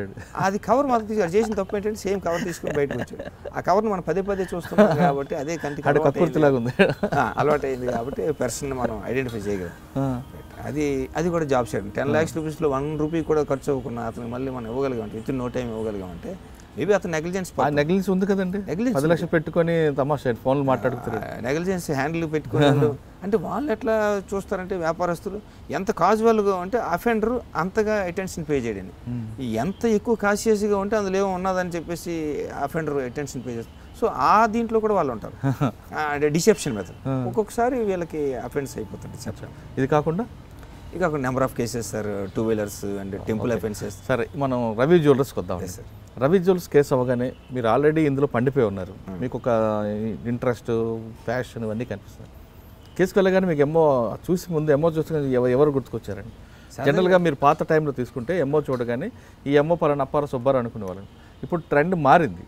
దొంగ ఎవడో దొర ఎవడో తెలియని పరిస్థితుల్లో చూడగానే వీడియోని మీరు ఐడెంటిఫై చేస్తారా, లేదు లీడ్స్ తీసుకుంటూ మీకున్న సర్కిల్లో అందరూ మాట్లాడుకుంటూ వెళ్ళారు? సహజంగా సార్ ఇటువంటి భారీ చోరీ అయినప్పుడు బాధితుడికి ఖచ్చితంగానే బాధ ఉంటుంది. ఎందుకంటే మీరు అన్నిటిగా చోరీ భారీది, అధికారికి భయం ఉంటుంది. మాకు కూడా మైండ్ సరిగ్గా పనిచేయదు. ఓకే తులం పోయింది, 2 తులాలు పోయింది అంటే పర్లేదు. 8 kgs ఆఫ్ గోల్డ్ పోయింది అనగానే ఒకసారి ఆ స్టేట్ ఫిగర్స్ కూడా రిఫ్లెక్ట్ అయిపోతుంటాయి. ఎన్ని కేసులు డిటెక్ట్ చేసినా దీనికి మీట్ అవ్వడం. రెండోది ఐఎమ్ ద టార్గెట్. ఖచ్చితంగా అది చేయని ప్రతిసారి కూడా ఎవరి క్రైమ్ మీటింగ్లో కూడా ఏం చేసాం అటువంటి ఎఫర్ట్స్ అనేవి చూపించాలి. ఫస్ట్ వినగానే అతనికి ఎంత షాక్ వస్తుందో ఐఓకి అంతకన్నా ఎక్కువ షాక్ వస్తుంది. ఎందుకంటే నాకు జరిగింది, this is my baby, I have to take care of it. నేను ప్రాపర్గా హ్యాండిల్ చేయకపోయినట్టయితే అది నాకు బర్డెన్ అవుతుంది. కాబట్టి ఫస్ట్ వినగానే భయంతో వెంటనే సీనియర్ ఆఫీసర్స్ చెప్తాం. సీనియర్ ఆఫీసర్స్ కూడా ప్రాపర్టీ ఎక్కువ కాబట్టి వెంటనే మా ఎడిషనల్ ఎస్పీ సార్, వెంటనే ఎస్పీ మేడం గారు కూడా వచ్చారు. నేరస్థలం ఇందాక అన్నాం కదా, ఏదేమైనా నేరస్థలమే మనకు కొన్ని చూపిస్తుంది. నేరస్థలం నుంచే మనకి దారిలు ఎత్తుక్కోవాలి, నేరస్థలం నుంచే నేరస్తుని పట్టుకోవడానికి చూడాలి. సో మనకు ఉండాల్సినటువంటి ఏదైతే నేరం జరిగిందో ఆ నేరస్థలానికి ఎంత తొందరగా వెళ్ళగలిగితే అంత తొందరగా డిస్టర్బ్ కాకుండా. మేము చేసింది కూడా అదే, ఎవరు చేసేదని ఏ అధికారం చేసేది అదే, మేము కొత్తగా చేసేది ఏం కాదు. సో వెంటనే ఆఫీసర్, సీనియర్ ఆఫీసర్స్ అన్నిటికీ మించి క్లూస్ టీమ్స్. సో మనకంటే సపరేట్గా క్లూస్ టీమ్స్ అన్నీ ఉంటాయి కాబట్టి టెక్నికల్ సపోర్ట్ కోసం వాళ్ళు కూడా వస్తారు.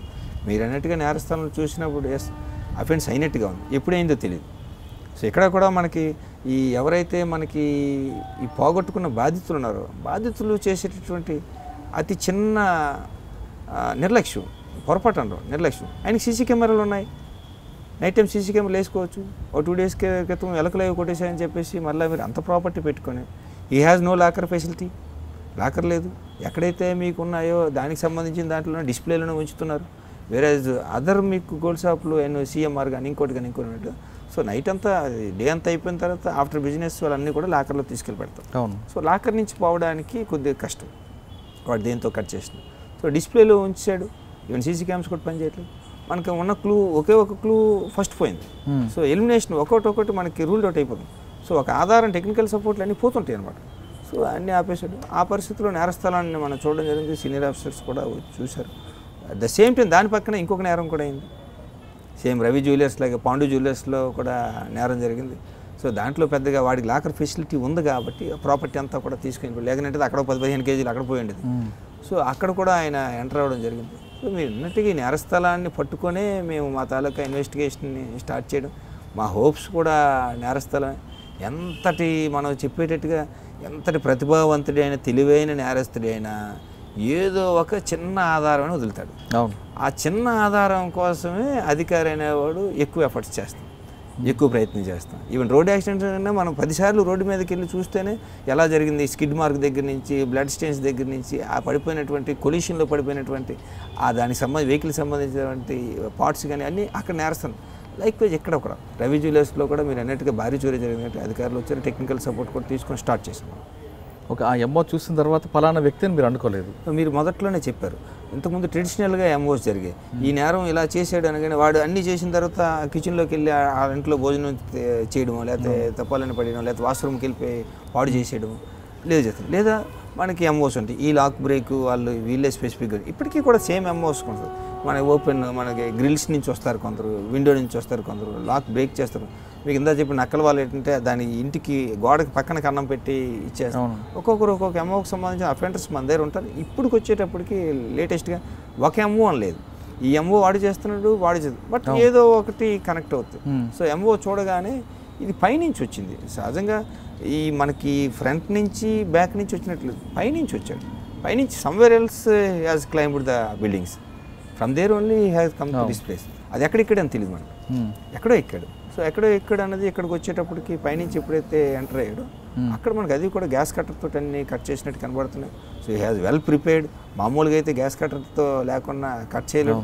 రెండోది ఏంటంటే అది కట్ చేసిన కూడా పవర్ ఉండాలి, పవర్ ఎక్కడి నుంచి తీసుకున్నాడో తెలియదు. దాన్ని కట్ చేసిన తర్వాత లోపల ఇట్స్ ఏ రిస్కీ వన్, చాలా రిస్క్తో కూడుకుంది వచ్చింది. సో ఈ రెండింటికి మనకి కొద్ది రోజుల ముందు 10 days ముందు CMR and big shopping mall ఉంది. సిఎంఆర్ అండ్ బిగ్ షాపింగ్ మాల్లో అఫెన్స్ అది మరి టూరిస్ట్కి మన మూవీలో చూపించినట్టుగా ఉంది. సిఎంఆర్ అనేది 5-story బిల్డింగ్. 5-story బిల్డింగ్కి వాళ్ళు పరంజాలు వేశారు. దేనికంటే పెయింటింగ్స్ అవి చేస్తున్నారు. ఆ పరంజాస్ నుంచి ఎక్కి టాప్ ఫ్లోర్కి వెళ్ళి రూఫ్ టాప్కి వెళ్ళి లిఫ్ట్ బ్రేక్ చేసి లిఫ్ట్లో నుంచి కిందకి దిగి, ఆ లిఫ్ట్లో చిన్న గ్యాప్ ఉంటుంది, లిఫ్ట్లో నుంచి కిందకి దిగి 2nd floorకి వచ్చి ఆల్ కౌంటర్స్ ఓపెన్ చేశారు. వెరీ ఫార్చునేట్లీ సిఎంఆర్ వాడి దగ్గర 80 నుంచి 100 kgs బంగారం ఉంది కాబట్టి ఆ 100 kgs బంగారం లాకర్లో పెట్టేది కూడా సరిపోయింది. Each and every counter has verified, but ఈ phone some of the cash liquid cash అనేది దొరికింది, దాంతో వెళ్ళిపోయింది. From there we have started our investigation initial. Okay, అక్కడి నుంచి సో యాక్చువల్లీ ఆ ఇన్వెస్టిగేషన్ అలా ప్రాసెస్లో ఉండగానే these 2 offenses were taking place. So అది కొంత మాకు హెల్ప్ అయింది ఇన్వెస్టిగేషన్. అంటే ఈ ఎంఓ పలానా వాడు చేస్తున్నాడో మీరు నైబర్ డిస్ట్రిక్ట్స్కి ఎవరికైనా ఇంటిమేట్ చేస్తారా? అబ్వియస్లీ మనకి క్రైమ్కి సంబంధించిన వాళ్ళు సపరేట్గా దీని మీద కూడా ఉండేవాళ్ళు ఉంటారు. ఎనీ అఫెన్స్, ఏ అఫెన్స్ అయినా సరే వెంటనే as and one any offence taken place వీళ్ళు ఏం చేస్తారంటే వచ్చి రాగానే ఇలా అయింది, మన నేరస్తుడు వాడు ఉన్నాడా, జైల్లో ఉన్నాడా, ఎక్కడున్నాడా ఏంటని అడుగుతారు. సో దీనిలో ఎవరైతే యాక్టివ్గా ఉన్న వాళ్ళ గురించి ఎర్లియర్ చేసి వాళ్ళు ఉండిపోయిన వాళ్ళు కాకుండా ఖచ్చితంగా నైబరింగ్ డిస్ట్రిక్ట్స్ వాళ్ళకి అడుగుతాము. నైబరింగ్ మనకి బార్డరింగ్ స్టేట్ కూడా ఒరిస్సా ఉంది కాబట్టి ఒరిస్సా వరకు అని అడుగుతాం. సో రెండోది ఏంటంటే మోర్ ఓవర్ ఈ అఫెన్స్ మనకి ఎక్కడో దగ్గర కెమెరాలో కనిపించినటువంటి విజువల్స్ దాన్ని కూడా కొంత మనం తీసుకొని ముందుకెళ్తుంటాం. ఇన్వెస్టిగేషన్ టెక్నికల్ సపోర్ట్ అన్నాను, టెక్నికల్ సపోర్ట్ కూడా తీసుకొని వాళ్ళు మనం అడిగినప్పుడు వాళ్ళు కొంత సమాచారం ఇస్తారు. వాడి తాలూకు అవైలబిలిటీ కానీ, వాడు జైల్లో ఉన్నాడు కానీ, ఎక్కడ ఉన్నాడు కానీ, there is a probability and possibility. So వాళ్ళని మనం రూల్డ్ అవుట్ చేసుకొని వెళ్తూ ఉండాల్సి వస్తుంది. అంటే ఈ కేసులో మీరు పక్కన పోలీసులతో మాట్లాడుతూ బట్టి వాళ్ళు ఇచ్చిన లీడ్ మరి ముందుకు సపోర్ట్ వచ్చింది. ఎస్, ఇందులో ఈ కేసుకి సంబంధించి మా లా అండ్ ఆర్డర్ వాళ్ళతో పాటు అధికంగా ఎడిషనల్ సపోర్ట్, ఎక్స్టర్నల్ సపోర్ట్ ఎక్కువ ఇచ్చింది సిసిఎస్ సంబంధించిన 2 ఇన్స్పెక్టర్స్ ఉన్నారు, కాంతారావు సార్ అని అలాగే శ్రీనివాసరావు అని చెప్పి మా బ్రదర్ ఉన్నారు. వాళ్ళు కూడా ఎక్కువగా దీన్ని ప్రెస్టేజెస్ తీసుకున్నారు. ప్రెస్టేజ్గా తీసుకోకపోతే 8 kgs ఆఫ్ గోల్డ్ వన్స్ ఇప్పుడు కానీ మనం డిటెక్ట్ చేయలేకపోతే, రికవర్ చేయలేకపోతే ఇంకెప్పుడు కూడా చేయలేం. సో దాని క్లూస్ అన్నీ కూడా అవి మనకి క్లోజ్ అయిపోతుంటాయి.